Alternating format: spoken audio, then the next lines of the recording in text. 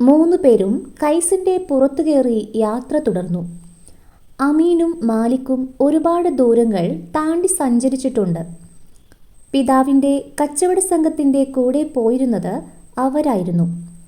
എല്ലാ രാജ്യങ്ങളും അവർക്ക് സുപരിചിതമാണ്.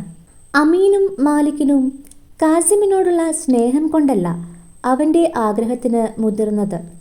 പകരം അടങ്ങാത്ത പകയുടെ വലിയൊരു പങ്ക് അവരുടെ മനസ്സിലുണ്ട്. അവരുടെ പിതാവ് അബൂ സിയാന് കാസിമിനെ വളരെ ഇഷ്ടമായിരുന്നു. ആ നാട്ടിൽ അയാൾ മാത്രമാണ് കാസിമിനെ സ്നേഹിച്ചിരുന്നത്. എന്തെന്നാൽ കാസിമിൻ്റെ പിതാവ് മരണപ്പെട്ടത് അബൂ സിയാൻ്റെ കൈകൊണ്ടാണ്. ആ കുറ്റബോധം അയാളുടെ മകനിൽ സ്നേഹമായി മാറി. ഇതൊന്നും മാലിക്കിനും അമീനും ഇഷ്ടമല്ല. ദൂരെ ദൂരെ സിറാ മരുഭൂമിയിൽ അവരെത്തിച്ചേർന്നു. സിറാ മരുഭൂമിയെക്കുറിച്ച് അവർക്ക് രണ്ടുപേർക്കും നല്ലോണം അറിയാം.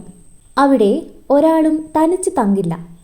ഒരു യാത്രയിൽ സിയാൻ്റെ കച്ചവട സംഘം ടെൻ്റ് കെട്ടി വിശ്രമിക്കാൻ ഒരുങ്ങവേ ഒരു വൃദ്ധൻ വന്നു. ഒരു ഭീമാകാരമായ രൂപം. അയാൾ അട്ടഹസിക്കാൻ തുടങ്ങി.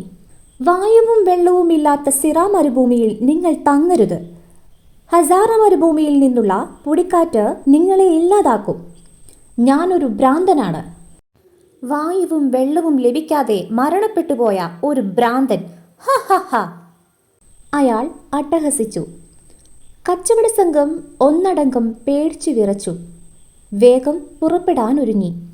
കെട്ടിയിട്ട കുതിരകളെ അഴിച്ചു. കടിഞ്ഞാൺ ശക്തിയായി വലിച്ചു. കുതിര കാറ്റുപോലെ പായാൻ തുടങ്ങി.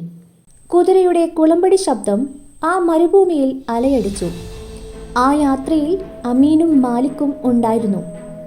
അവർ ആ സ്ഥലം മനസ്സിൽ കണ്ടുകൊണ്ട് തന്നെ വന്നതാണ്. കാസിം, കുറച്ചു നേരം നമുക്കിവിടെ വിശ്രമിക്കാം. എന്നിട്ടാവാം ഇനിയുള്ള യാത്ര.